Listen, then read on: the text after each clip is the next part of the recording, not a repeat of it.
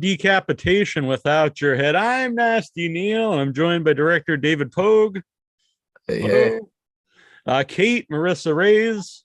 Hi. And Carson, Dylan, Martin, Frankel. Hello. Hello. Spirit Halloween, the movie, which is played select theaters, and it's coming out on video on demand October 11th. I think the name kind of gives you an idea of what it's about, but for people not familiar, David, what would you tell them the film is about?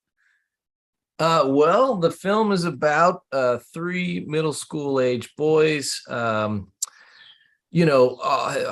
always been a tradition, and this is the year one of them starts stepping out and saying, "Hey, I'm too old for this. We can't go trick-or-treating. That's kid stuff." And through some hemming and hawing, they come up with this idea. On their way home from school, they stumble across this new Halloween store in their town, kind of on the back edge of their town, in this old abandoned building that they never seen before. And so that has piqued their interest.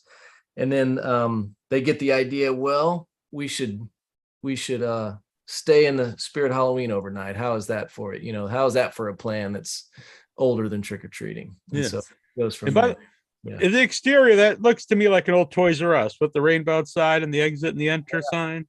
Yeah, I mean, so trivia-wise, it's in Rome, Georgia. It was a Toys R Us years ago, but it has been a real Spirit Halloween location for several years now. And so we had to modify the store a bit for the movie, but it's definitely a real Spirit Halloween store. Yeah. And I saw Marissa and Dylan, you've worked together before on a TV show. No, it's so funny because he and I both were on the same but not together. Okay. 3 seasons apart, and we didn't know that until the day we met, and we were like immediately like, oh my god, we are like siblings, like we were on the same show and everything. I love it. Well, you have a similar background then. Yeah, exactly. So had you worked together with anyone on the show before? No. On the movie. Interesting. So how did you get involved, Marissa? I got sent an audition by my team, like any other TV film project. And I sent in a self-tape. And I think David said that the audition process or the casting process lasted about 2.5 weeks-ish. So it was really fast paced. Everything happened. I sent in a self-tape, I met with David once and then did the chem read, and then boom, it was like filming the next week or something. Yeah. What made Marissa write, David? Man, I gotta say, I watched about 40 Kate auditions, and Marissa was the very first one. And she just nailed it. She just had this energy and authenticness about, it's like I'm casting the older sister. And her character really has to do a lot, I mean, she can we give spoilers here? I don't know when this is playing. Fine for me, but it's up to you. Yeah, everyone here. Yeah. I don't, she gets very involved in the final act of the movie, and she needed to be somebody who had the range to do that, and just the willingness to get really wacky with us. Like she's not just playing an older sister who's too cool for school. Like she really kind of goes out on several limbs in this movie. Yeah. And Marissa just nailed it from the beginning, and so we kept circling back to her. It was nerve-wracking because it was all on Zoom. We were casting. I was set up in Georgia already, and we were casting all over the country via Zoom. And so then we got into virtual reads together, in a room similar to this. And I had several just Zoom meetings with Marissa and the boys individually, kind of talking things through, and then we turned that into chemistry reads together. It all came together very fast, but I kept coming back to Marissa just because she was perfect for it. So I'm glad you can do it. Oh, that's very nice. Yes. Speaking of chemistry, Dylan, what about working with your two co-stars? Because you guys do come across as friends that would know each other for a while. Yeah. So actually, I was really happy because when doing the chemistry read, every single person I liked ended up getting the part. So I thought that was really cool. And for me, Jaden, and Donovan, we actually got sent there a week in advance because David kind of wanted us to all get, close with each other and just sort of introduce ourselves before we actually start, so we can sort of be that friend group we were in the movie in real life. And that's kind of exactly what happened. we all just sort of clicked like this. And yeah, we all just had a lot in common, and there was just a lot to talk about. And even off set, we were all friends. We would hang out, make these mini movies about a slope that was under this bridge that Donovan would record. I want to see this short film, The Slope. Yes. We got on the DVD, man. Don't we all? We need to edit it. But yeah, I mean, it was great working with them. And Marissa too, all of us offset, it was great. Everybody was nice, amazing to work with, and just overall great people. Is that harder, David, when you have to pick the three boys since they all have to work together? You find one person stands out, but they don't mesh with some other people. No, that was the challenge. And imagine, getting auditions from across the country from ages 12 to 14. It's just that is a wide range of puberty. Let's just be honest. You got kids that look like they're 7 still. You got kids that already have mustaches. It's just like it was a wide range of boys to look at, and I wanted it to feel like it was very important that they felt like a real group of friends, that they felt like, okay, these are 3 7th or 8th graders that have a history together. And so that was the biggest puzzle of it all. And I'm happy to say I did get my first, these guys were my first pick. As far as, it's like you go through the whole process with just me, and I have kind of my selects and my backups, and I have to pitch it to the different people involved in the movie. And I got lucky in that I did, I was able to get everybody I wanted for it, and they were all available, and, it just felt right. Yeah. Kimberly Smith in the chat, she says movie sounds fun, and that all Spirit Halloweens in Georgia were old Toys R Us. Oh, is that right? Okay. Oh. Cool. I did not know Pepe that. Petit says he cannot wait for it. Everyone's looking forward to seeing it, which is very exciting. It's always good. Yeah, Terrible Troy has joined us. Hey, Troy. What's everybody doing tonight? Marissa, what was it like working with veteran actor Marla Gibbs? Oh man, I think I had one scene with Marla, the scene outside of on the porch. And it was really nice, I think. I mean, I have no other words to describe it, but just easy. It's not always easy. But that's what it felt like. David made the process simple. They had put her in and, gave her the rundown of what was going to happen before I got onto set. And then when I did, it was just super fast, get in and get out kind of thing. Because I think she was supposed to film all of her stuff relatively within a couple days, if I'm not mistaken. So it was nice. It was really a pleasant experience, super easy, which is a great thing. Yeah. Dave, was there any guidelines from Spirit Halloween, like things you have to put in the movie or things that, we don't want this in the movie? Yeah, no, I'm glad you brought that up, because I feel like that's everybody's first reaction when they see the title of this movie, is that it was like invented in a boardroom as part of an advertising campaign or something. But this movie was written by Billy Bates, who, wrote it several years ago, inspired by her kid's infatuation with the store. And, so it's somebody who's honestly inspired by it, and wrote the script because they thought it was a fun story, so and we even the movie was greenlit. We knew we were going to make this movie one way or the other before we had partnered with Spirit Halloween. They had no idea this was transpiring. And so that was, like we were casting and starting to scout locations, and then starting those discussions with Spirit Halloween. And we're prepared to, if we had to, we would make a generic store. It was important to the story that it was one of these stores that moves in overnight, Mm-hmm. But we were prepared to not have it be a Spirit Halloween store. And they just really got on board with us and were a lot of fun to work with. I mean, they were not hardcore about it. It took some discussions on the front end. I mean, immediately say, okay, so you're making a Spirit Halloween movie. Well, we need to set up the best store that's ever been. This needs to be like the flagship mega Spirit Halloween. And I was like, no, for the story, it needs to be this rundown, a modest version of your store. It needs to be kind of creepy. It needs to be kind of on the edge of town, And so once we kind of got through the hurdles of what the movie was we were making, they were just a pleasure to work with. I mean, so much product placement just happens naturally. Yeah. Because that's the environment that we built the movie in, and we kind of created a hybrid layout of the store, and there's set pieces that weren't in the store that we needed for the movie, and our production designer did a great job of kind of. Yeah, they don't have like an underground cavern at the Spirit. Well, you have to check your local store. I know our local one does, Yeah. but not all of them. There's a trap door somewhere.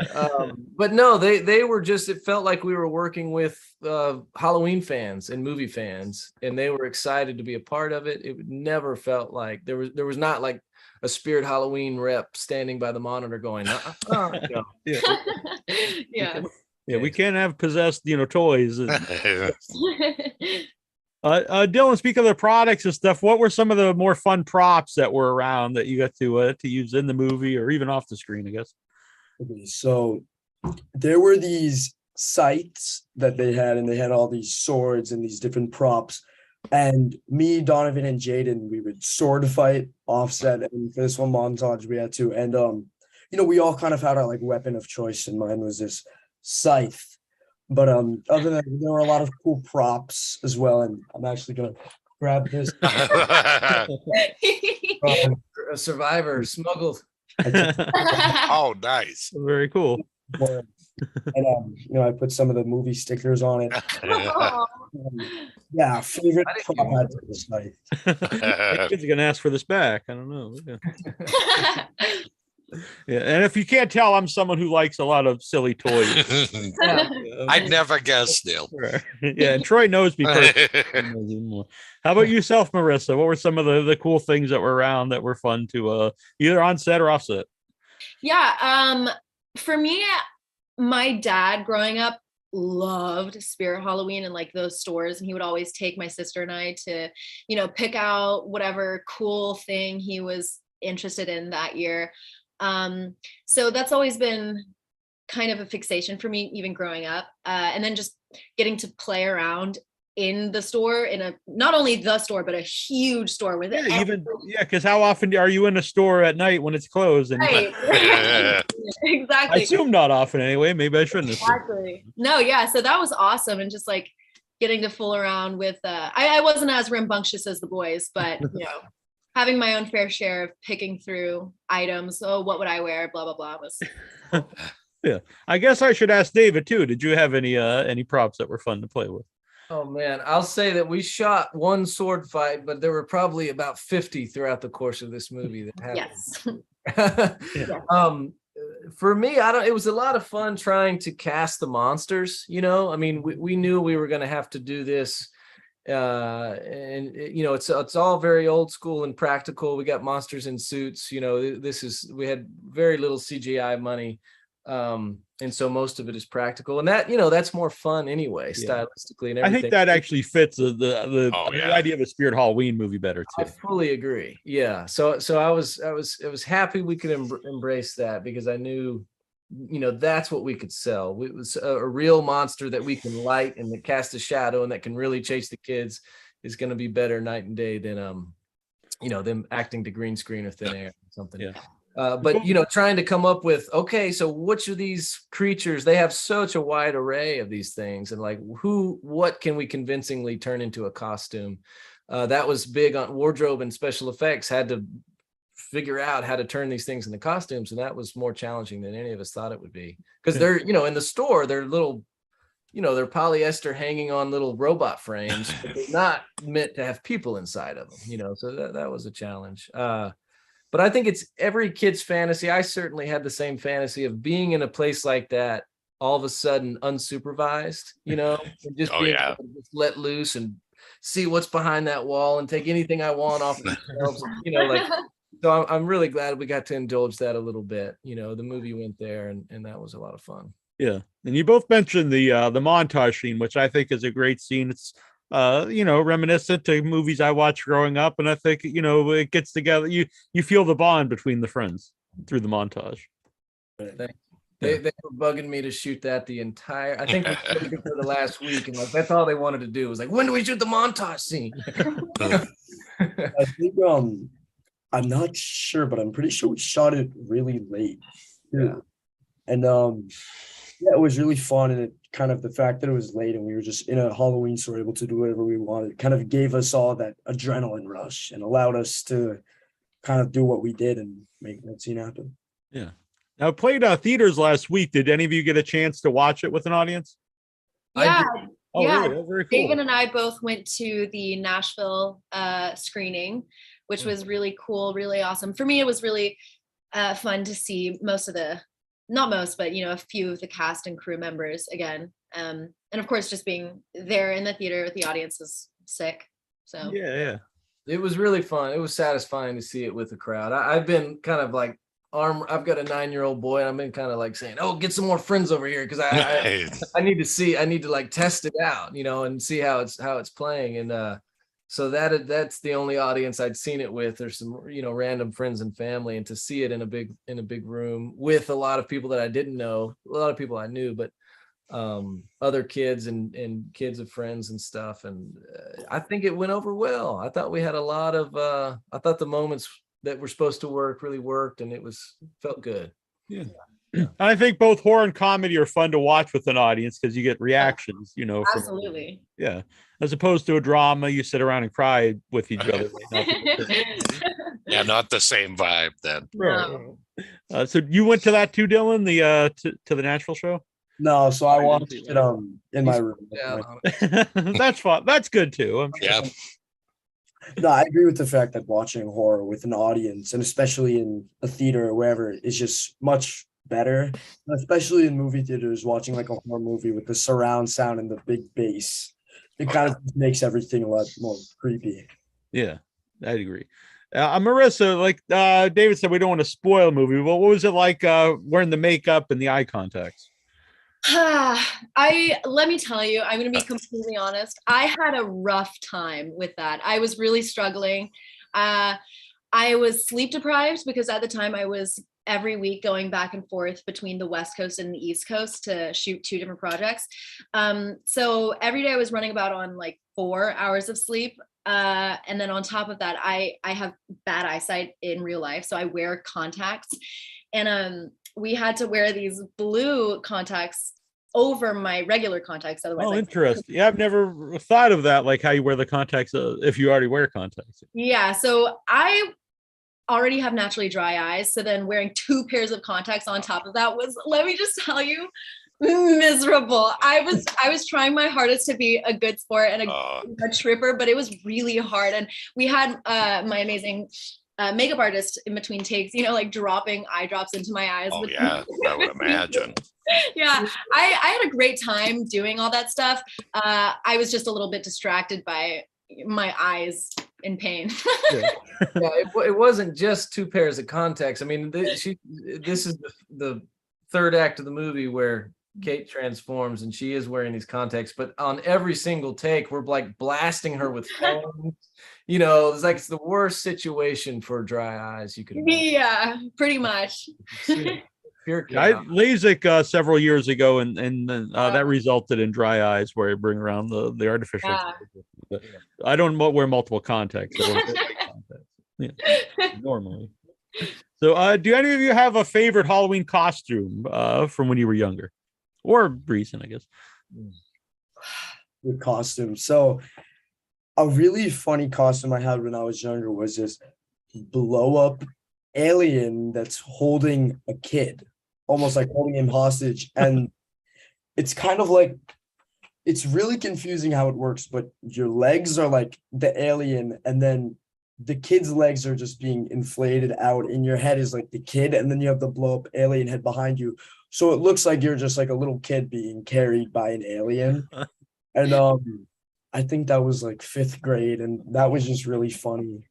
And I remember before I went to school, it actually broke, and I was really sad, but my dad used like duct tape or something to tape it up. And it worked again. So. Well, I'm glad that it got fixed. That's a very intricate costume, man. I would have loved that myself in the 5th grade. Yeah.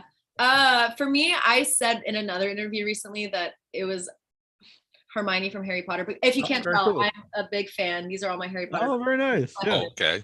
But I take it back. I don't mean it. I just had forgotten every costume that I'd ever worn in my whole life.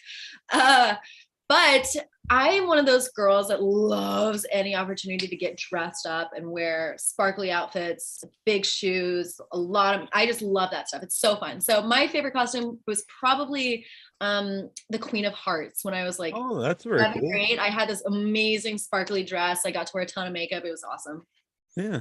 That's a very weird contrast with the inflatable child being abducted by an alien, but equally as cool, I think.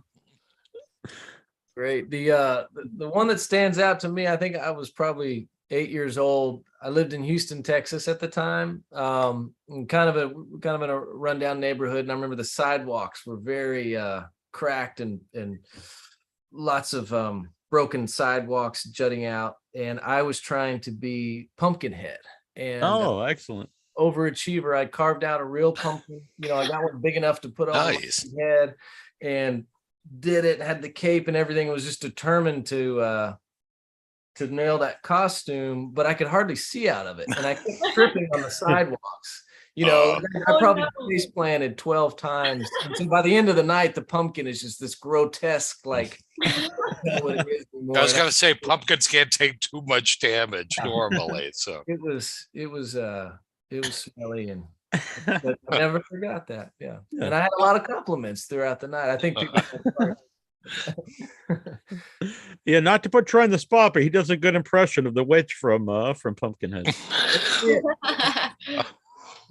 you got to let it run its course, said Holly. That is very good.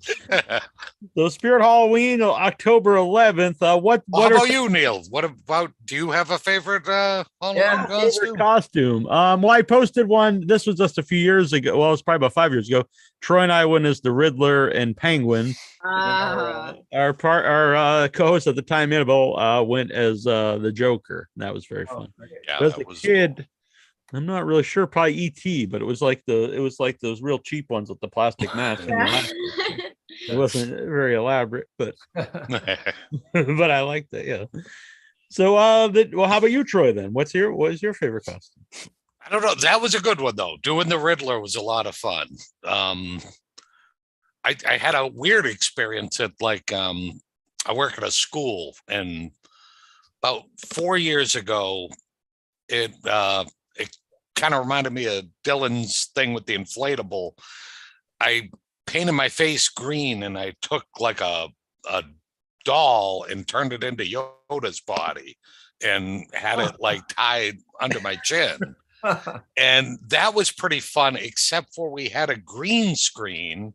And so I was completely invisible. You could see like my eyes and the Yoda body, and that was about it, which was kind of funny. The kids liked it anyway. So, video on demand. Will there be a physical release of Spirit Halloween? I mean, I think it will be. There will be a DVD that you can order, and most likely on the shelves there at the store. So you'll be able to get a physical. Oh yeah, that's a great tie-in. Yeah. I think somebody texted me a picture of a cardboard display with Christopher Lloyd's face on it. So I think they're ready. They're not in stock yet, but I think they come in stock either that same week of the 11th.